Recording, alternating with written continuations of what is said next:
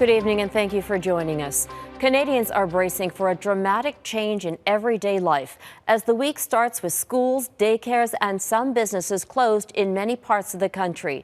It's an effort to limit the impact of the global COVID-19 pandemic and protect those who are vulnerable to the new coronavirus. But the numbers in Canada keep rising. There are more than 300 cases of COVID-19 across the country. And as of today, it's in all provinces, with Nova Scotia announcing its first 3 presumptive cases. They're all related to travel. But the outbreak is hitting Ontario the hardest, with more than 40 new cases since yesterday, bringing the total in that province to at least 145. Just 5 of the province's cases have been resolved so far.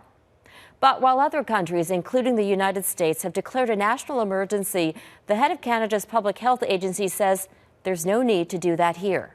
Some of the other sort of declarations that you've seen in other countries are for them to seek additional authorities, which could be financial. At least at the federal level, we already have the necessary tools and mechanisms and authorities to obtain the kind of funding and other authorities that we need. But Dr. Tam is reiterating the call for Canadians to postpone or cancel any international travel. WestJet says 2 passengers on 2 recent flights tested positive for COVID-19. One passenger was on a flight from Vancouver to Kelowna on March 10th. The other was on a flight from London Gatwick to Toronto Pearson on March 11th. That fear has fewer people traveling anyway, which will likely lead airlines to cut flights. Now the rush is on to get Canadians already outside of the country home before travel becomes more difficult. Here's Abigail Beeman. That was my concern. I didn't want the borders to close down. After being told by Ottawa to get back while you still can, airports are busy with returning Canadians. Nerves on high, Elliot Maggs witnessed a fight in the customs line. Someone had, bumped into someone else, and then the other guy said, "Whoa, what are you doing?" He had a face mask on. Calling COVID-19 a serious public health threat, the country's top doctor is now asking Canadians returning from anywhere to self-isolate for 14 days. With cases rapidly increasing in Canada, particularly in British Columbia, Ontario, and Alberta, a window to flatten the curve of the epidemic is narrow. We're all being very, very careful. Justin Trudeau is holding a rare Sunday cabinet meeting, speaking from outside his home where he is self-isolating. In an interview with CTV's Question Period, the Prime Minister addressed whether it's time to close the border. We have taken some very strong measures, and we're not taking anything off the table. We are looking daily at next steps that we might take or we should take, and those conversations continue. I don't know how I'm going to survive out here if I can't get home. Meanwhile, plenty of Canadians feel stuck overseas. Jordan Delarge teaches English in France. He has a flight home booked for the end of March. Trying to come home earlier seems impossible. There's certainly no flights within the next 4 days.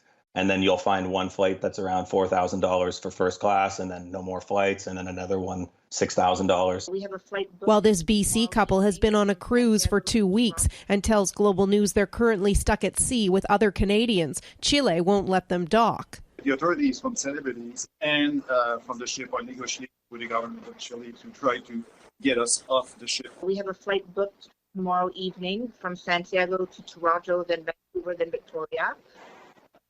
And I guess we just have to wait and see if we can get on it or not, or if they let us out. Canadians who are air passenger rights advocate Gabor Lukács calls it a dire situation. The challenge people are going to face is that there will be no flights back.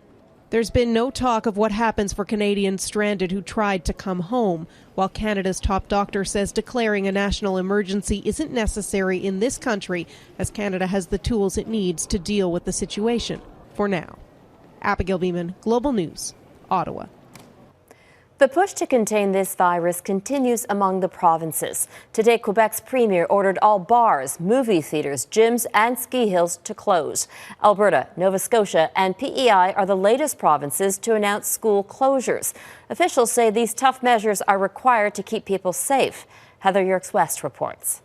We just have to take it day by day, I guess. 10-year-old Marigold Mioc will be doing her schoolwork from home this week after Alberta's premier announced tough new measures to control the spread of COVID-19. These include the immediate cancellation of all K-12 and post-secondary classes, as well as closure of licensed childcare and out-of-school care programs in Alberta. Schools and daycare centers will remain closed after March break for at least 2 weeks, and we will continue to review in consultation with public health. That means classes are now cancelled across Manitoba, Ontario, Quebec, Nova Scotia, PEI, and Alberta.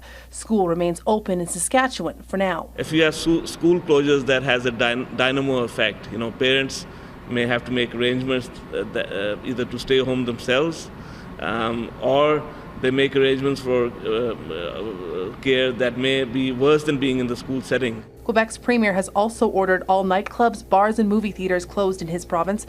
Restaurants can remain open, but only if they stay less than 50% full. Why do we do that? We do that because we think that right now we have to slow the increase in the number of people infected. So that's why we're asking for these additional measures. How many pages do you have? Back in Calgary, this mother thinks her province is doing the right thing. She and her daughter plan to remain at home as much as possible right now, willing to do all they can to curb the spread of COVID-19. Heather, Urix West, Global News, Calgary.